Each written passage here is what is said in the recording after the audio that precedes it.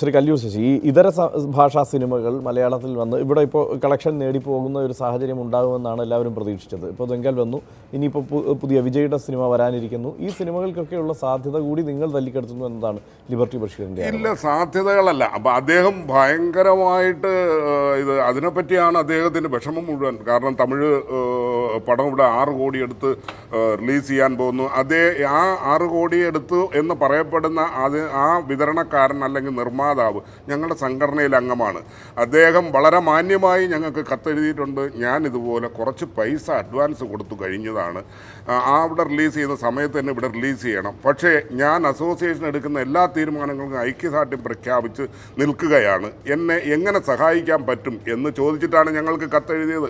അങ്ങനെയാണ് ഇന്നലെ നമ്മൾ അതിൻ്റെ ഒരു പ്രതിനിധിയെ വിളിച്ചു വരുത്തി ഞങ്ങളുടെ കൃത്യമായ കാര്യങ്ങൾ പറഞ്ഞു. ഇവിടെ മലയാള പടം മാറ്റി നിർത്തിക്കൊണ്ട് തമിഴ് പടം 100, 150, 200 തിയേറ്ററുകളിൽ ഇനി ഒരുപക്ഷെ മലയാള പടത്തിന് കൊടുക്കുന്ന ഇതിനെക്കാട്ടിലും കൂടുതൽ ശതമാനം കൊടുത്ത് കളിക്കാമെന്ന് പറഞ്ഞാലും അത് ഞങ്ങൾ യാതൊരു കാരണവശാലും ഞങ്ങൾ സമ്മതിക്കില്ല. അതായത് അവരോട് വ്യക്തമായി പറഞ്ഞു. ഈ വിഷയത്തിൽ ഇപ്പോൾ പ്രേക്ഷകർക്ക് ആ സിനിമ വന്നാൽ ആ സിനിമ കാണാൻ ഇവിടെ പ്രേക്ഷകരുണ്ട്. മറ്റ് തിയേറ്ററുകളിൽ ഒരു സംഘടനയുടെ തിയേറ്റർ അല്ലല്ലോ, ഇവിടെ മാളുകളുണ്ട്, സർക്കാർ തിയേറ്ററുകളുണ്ട്, എക്സിബിറ്റേഴ്സ് അസോസിയേഷൻ്റെ തിയേറ്ററുകളുണ്ട്. അവരെല്ലാവരും മലയാള ഭാഷ തുടർന്നും കളിക്കാൻ തയ്യാറായി നിൽക്കുന്നവരാണ്. ആ തിയേറ്ററിലൊക്കെ റിലീസ് ചെയ്യട്ടെ. അല്ല, ഈ സിനിമകൾ ഇപ്പോൾ അന്യഭാഷാ സിനിമകൾ മലയാളത്തിൽ വന്നാൽ അത് റിലീസ് ചെയ്യാൻ തിയേറ്റർ ഉടമകൾ തയ്യാറാണ്. അവരുടെ ധാരണകൾ അംഗീകരിക്കാൻ ഇത് റിലീസ് ചെയ്യാൻ ഇവിടെ എത്തിക്കുന്നവർ തയ്യാറാണ്.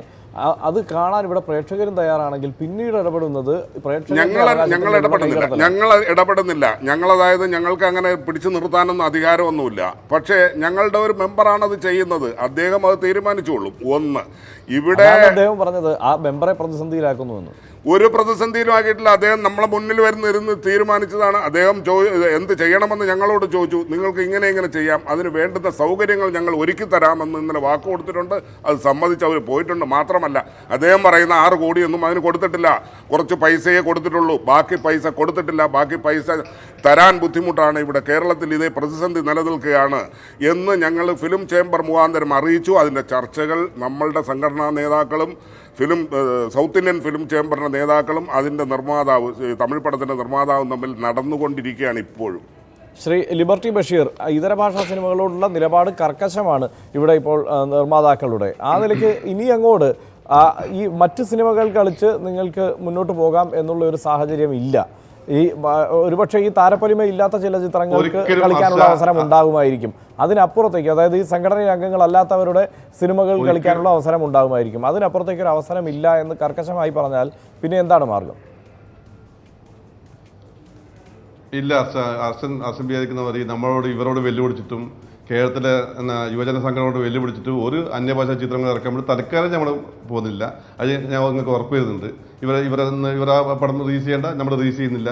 അങ്ങനെയൊന്നും നമ്മൾ ഒരു കുഴപ്പത്തിനൊന്നും പോയിട്ട് നമ്മുടെ തിയേറ്ററിലെ ജോലിക്കാർക്ക് ഒരു പ്രശ്നം ഉണ്ടാക്കേണ്ട, തിയേറ്ററിന് പ്രശ്നം ഉണ്ടാക്കേണ്ട, അതിനൊന്നും റിസ്ക് എടുക്കേണ്ട ആവശ്യമില്ല. നമ്മൾ തിയേറ്റർ എല്ലാവരും അവിടെ ഗേറ്റ് അവിടെ പൂട്ടിയാൽ ഒരു വിഷമമില്ല, ഇവർക്കാർക്ക് വിഷമമില്ല. പിന്നെ ഒന്നുണ്ട്, ലൈൻ സാർ ഒരു കാര്യം ലൈൻ സാറിനെ ഓർമ്മപ്പെടുത്തിയാന്ന്, കഴിഞ്ഞ ഉമ്മൻചാണ്ടി ഗവൺമെൻറ് സാറിൽ അവസാന സമയത്ത് ഇലക്ഷന് 2 മാസം മുമ്പേ നമുക്ക് ₹2 സർവീസ് ചാർജ് അനുവദിച്ചിട്ടുണ്ട്. അത് ഓർഡിനൻസ് പാസ്സാക്കിയാണ് അർച്ചൻ. ആ ₹2 നമുക്ക് തരാനുള്ള സന്മൻസ് ഗവൺമെന്റും ലൈൻ സാറും ഇടപെട്ടിട്ട് നടത്തിയാൽ അത് മതി നമുക്കത്. ആ ₹2 നമുക്ക് പാസ്സായതാണ്, ഓർഡിനൻസ് പാസ്സായതാണ്. അതിന്റെ രേഖ മേടിക്കാൻ നാളെ ഞങ്ങളെ ഓഫീസിൽ എത്തിച്ചേരാം. അത് കഴിഞ്ഞ സുരേഷ് രാജമോഹൻ ഉണ്ണിത്താനും കഴിഞ്ഞ അവിടുത്തെ ഗവൺമെന്റ് നിങ്ങളുടെ തിരുവഞ്ചൂർ രാധാകൃഷ്ണൻ സാറിനോട് ചോദിച്ചാൽ അറിയാം ₹2 നമുക്ക് പാസ്സാക്കി തന്നിട്ടുണ്ടോ. അത് തന്നിട്ട് ഗവൺമെന്റ് അത് ചെയ്യാലോ. ഇത് ഈ പ്രശ്നമല്ലേ തീരുമാനം ഉണ്ടായാൽ സമരം അവിടെ അവസാനിക്കുകയാണ് എന്ന് കരുതാമോ? തീർച്ചയായിട്ടും 100% അപ്പം സാധനം പിൻവലിക്കാൻ പറ്റും. നമ്മൾ റെഡിയാണ്. ഇപ്പൊ ഈ ഒരു ചാനലിന് മുമ്പിൽ ഞാൻ പറയുന്നത്, ലൈൻ സാറിന്റെ മുമ്പിൽ ഞാൻ പറയുന്നത്, തീരുമാനം എടുക്കട്ടെ ഗവൺമെന്റ്. ഏതായാലും നമ്മൾ ₹3 ഇവർക്ക് പിരിപ്പിച്ചു കൊടുക്കുന്നുണ്ട്. ആ നേരത്തെ ₹3 കാര്യം ലൈൻ സാർ കേട്ടില്ല. ലൈൻ സാർ നിങ്ങൾ അവിടെ ഫണ്ട് വരാത്തതറിയോ? ലൈൻ സാർ ഈ ഫണ്ടെല്ലാം പല മുനിസിപ്പാലിറ്റി പഞ്ചായത്ത് ഭാഗമായിട്ട് ചെലവാക്കിയിട്ടുണ്ട്. നിങ്ങളെ മുനിസിപ്പാലിറ്റി പോയിട്ട് ചോദിച്ചാൽ അറിയാൻ പറ്റും. ഞാൻ ഇപ്പം ഫണ്ട് ഇത്ര കുറവിട്ടത് പല മുനിസിപ്പാലിറ്റി അന്വേഷിച്ച സമയത്ത് അവിടെ ഭാഗമായിട്ട് ചെലവായി പോയി. അവിടെ ഫണ്ടില്ലാത്തതുകൊണ്ടാണ്, അവിടെ പൈസ മോഷിച്ചല്ല, ഭാഗമായിട്ട് ചെലവായി പോയി. അതിവിടെ പല മുനിസിപ്പാലിറ്റി സംഭവിച്ചിട്ടുണ്ട്. ഇത് ലൈൻ സർവേ ആയിട്ട് നടക്കുന്ന കാര്യമാണ്.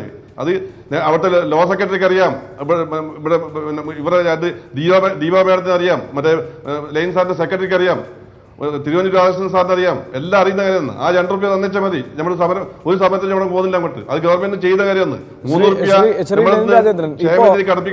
അവസാനഘട്ട ചർച്ചകളിലും ഇവർ എടുത്തിരുന്ന നിലപാട് ഇതൊക്കെ തന്നെയാണ് എന്നാണ് മനസ്സിലാക്കാൻ കഴിയുന്നത്. അപ്പോൾ ആ ഒരു തീരുമാനം സർക്കാരിന് നടപ്പാക്കാവുന്നതാണ്. ആ തീരുമാനം ഉണ്ടായാൽ ഈ പ്രശ്നം പരിഹരിച്ച്, സിനിമാ പ്രതിസന്ധി പരിഹരിച്ച് മുന്നോട്ട് പോകാം. ഈ തീരുമാനമെടുക്കേണ്ടത് സർക്കാരാണ് എന്നതാണ് ഇവരുടെ ആവശ്യം. അത് ഈ ₹2 സംബന്ധിച്ചിട്ടുണ്ടായ ചർച്ച നടക്കുമ്പോൾ തന്നെ, അല്ലെങ്കിൽ മുഖ്യമന്ത്രി അന്നത്തെ മുഖ്യമന്ത്രി ഉമ്മൻചാണ്ടി സമ്മതം മൂളിയ ആ ഘട്ടത്തിൽ തന്നെ ഇൻഡസ്ട്രിയിലെ ചില കോണുകളിൽ നിന്നും അതിനെതിരെയും ശബ്ദങ്ങളുണ്ടായി. അതുകൊണ്ടാണ് അതൊരു ജീവമായി പുറത്തു വരാത്തത്. തീർച്ചയായും അത് നമുക്ക് പരിശോധിക്കാവുന്നതാണ്. നമുക്ക് നമ്മുടെ മുമ്പിലുള്ള കണക്കുകൾ വെച്ചുകൊണ്ട് നമുക്ക് സംസാരിക്കാം. അല്ല, അത് സംസാരിച്ച് നമുക്കത് പരിഹരിക്കാനാവുന്നതാണെങ്കിൽ പരിഹരിക്കാവുന്നതേ ഉള്ളൂ.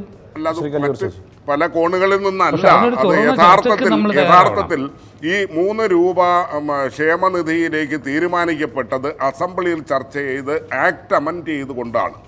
ആ ആക്ട് അമെൻഡ് ചെയ്ത് ₹3 ക്ഷേമനിധിയിലേക്ക് എന്നുള്ള ഒരു സംഭവത്തിനെ മാറ്റിമറിച്ചുകൊണ്ട് ₹1 ക്ഷേമനിധിയിലേക്ക്, ₹2 നിർമ്മാതാവിന്, ₹2 തിയേറ്റർ ഉടമകൾക്ക്, അങ്ങനെ ₹5 സെസ് എന്ന് പറയുന്ന രീതിയിലാണ് അന്നത്തെ ബഹുമാനായ മന്ത്രി ശ്രീ തിരുവനന്തപുരം രാധാകൃഷ്ണൻ വർക്കൗട്ട് ചെയ്ത് മന്ത്രിസഭയെ പാസ്സാക്കിയത്. മന്ത്രിസഭയാണതിൽ മന്ത്രിസഭയിൽ വെച്ച് പാസ്സാക്കിയത്. പക്ഷേ മന്ത്രി തിരിച്ച് വീണ്ടും നിയമ വകുപ്പിലും ധനകാര്യ വകുപ്പിലും ചെയ്യുന്നപ്പോൾ അത് പിന്തള്ളപ്പെട്ടു.